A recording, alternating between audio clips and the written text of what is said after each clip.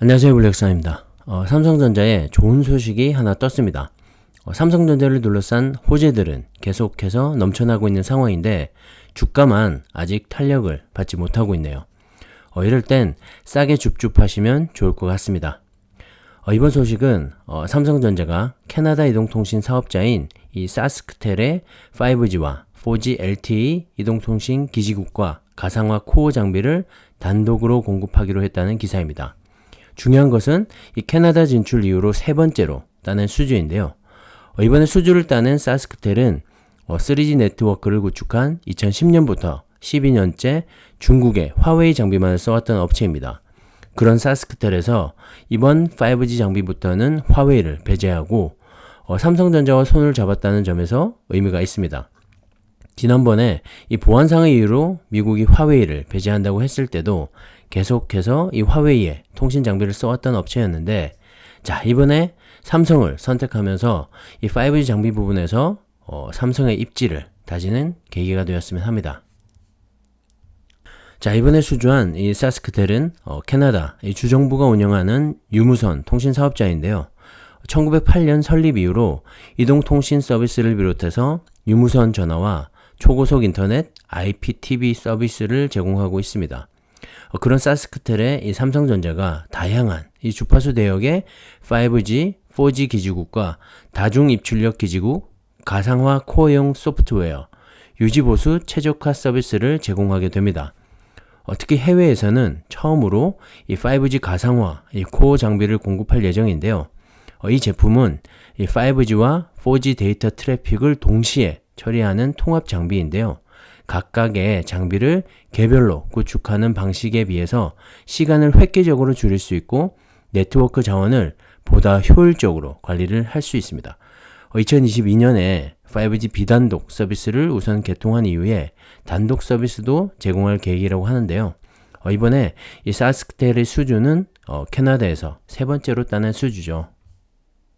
자, 지난 2019년에 캐나다에서 처음으로 이 비디오트론과 5G, 4G LTE 이동통신 기지국 단독 공급을 체결했고, 지난해죠. 6월에는 캐나다 3대 이통사인 텔러스와도 이 5G 이동통신 사업 계약을 체결했었죠. 당시에 이 텔러스 역시도 화웨이 장비를 써오다가 5G를 구축하는 시점부터 삼성과 손을 잡았는데요. 미국의 화웨이 제재로 인한 반사 이익을 어느 정도 보고 있는 것 같습니다. 특히 북미 시장에서의 이 통신 장비 성과가 두드러지고 있는데요. 삼성전자는 지난해 세계 최대의 이 통사인 미국의 이 버라이즌과 8조 원 규모의 5G 통신 장비 공급 계약을 맺었었죠. 그리고 미국 국방성의 이 5G 기술 검증에 이동통신 장비 공급사로도 선정이 되기도 했습니다. 자, 하지만 갈 길은 아직 멀죠. 시장조사 업체인 데로로에 따르면 작년 4분기 기준으로 5G 통신 장비 시장은 화웨이가 31.4%로 여전히 1위 자리를 차지하고 있습니다. 에릭슨이 28.9%로 2위, 그리고 노키아와 ZTE가 각각 3위와 4위를 차지하고 있죠. 삼성전자는 7.1% 점유율로 5위에 그쳤는데요. 자, 그동안 이 화웨이의 영향력이 정말 적지 않았다는 생각을 새삼하게 만듭니다.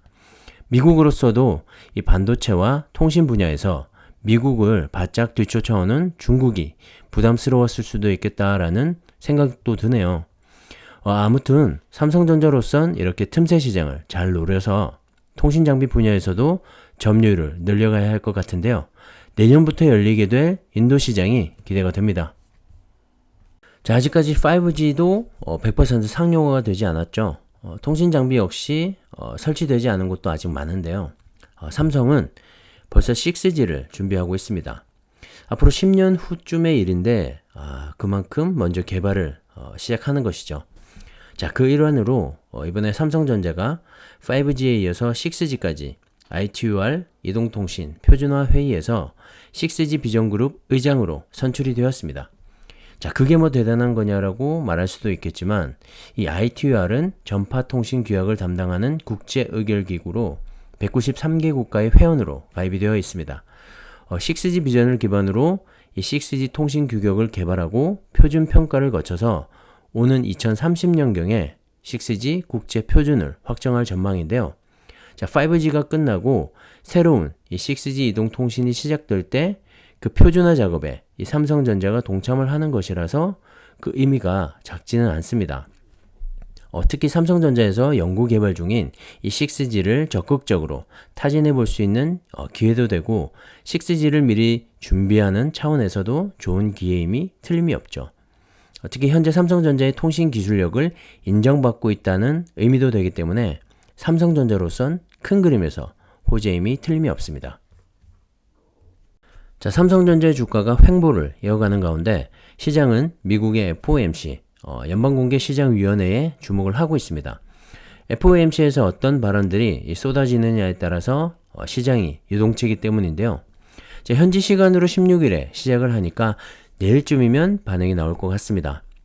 특히 이번 FOMC가 더욱더 주목이 되는 건 최근에 미국 국채금리 인상에 따른 부담감이 있었는데 자, FOMC에서 향후 이 금융시장의 방향을 제시하기 때문입니다. 현재와 같이 완화적인 정책을 계속 유지할 것인지, 즉 시장에 돈을 계속 푼다는 뜻이죠. 아니면 중립적인 입장을 취할 것인지, 물론 이 현재 상황을 봤을 땐 긴축은 아직 시기상조입니다. 금리 인상도 마찬가지고요. 하지만 시장은 그럴 것이다 라는 이 뉘앙스에 따라서도 분위기가 휙휙 바뀌곤 합니다. 자, 제 생각엔 경기가 회복되고 있는 건 사실이기 때문에 향후 금리 인상은 불가피합니다. 하지만 FOMC에서 당장에 그런 뉘앙스가 나온다면 주식시장은 혼란스러워지겠죠. 현재처럼 완화적인 스탠스에서 약간의 중립적인 뉘앙스를 흘리지 않을까 생각이 되는데요. 물론 올해까지는 무조건 돈을 계속해서 풀겠다는 발언도 있을 것 같고요. 자, 최근 미국 재무장관의 이 발언도 아직까지는 돈을 풀어야 할 때고 서두르지 말라고 했었죠. 자, 미국의 새로운 정부에서 돈을 쥐락펴락하는 재무장관의 발언이기 때문에 주목할 필요가 있습니다. 그와 같은 맥락에서 보면 이번 FOMC 이후로 시장은 내성이 생길 것 같은데요. 자, 금리가 오를 수도 있지만 아직은 아니다. 그리고 경기 회복에 따른 자연스러운 현상이다 라고 말이죠. 아마도 그렇게 내성을 길러서 나중에 테이퍼링, 즉 돈을 다시 거둬들이기 시작할 때의 충격을 다소 완화시키는 것이죠. 시장의 충격을 최소화하면서 금리 인상을 하려는 고도화된 전략이 아닐까 생각합니다. 우리는 이럴 때 실적이 좋은 우량주에 투자를 해야겠죠. 시장이 혼란스러울 때는 리스크를 최소화하는 방법이기 때문입니다. 자, 삼성전자 1분기 실적은 미국 오스틴 공장의 셧다운으로 인한 손실도 있겠지만 자, 반도체 가격 상승으로 어느 정도는 상쇄가 될 것으로 보이고요. 스마트폰과 가전에서 호실적이 기대가 되면서 전반적으로는 선방할 것으로 보이는데요. 자, 실적이 얼마나 좋냐도 중요하지만 실제로 실적을 발표했을 때 시장의 기대치를 넘어서느냐 못 미치느냐에 따라서도 주가에 영향을 많이 미칩니다. 사실 이건 단기적인 관점에서 말씀을 드리는 거고요. 중장기적으로 봤을 때 특히 2분기 이후로는 이 반도체 업황이 더욱더 좋아질 것으로 보여서 이 삼성전자의 주가는 현재가 가장 저렴하지 않나 개인적으로는 생각을 합니다. 자, 미래의 기대치가 이 주가에 반영이 되기 때문에 삼성의 가치를 믿는다면 오래 가져갈수록 큰 수익이 발생하겠죠. 물론 이 변동성으로 주가가 빠질 수도 있습니다. 어디까지나 제 개인적인 생각이기 때문에 참고만 하셔서 신중하게 투자하시기 바랍니다. 자, 오늘은 여기까지 하겠습니다. 감사합니다.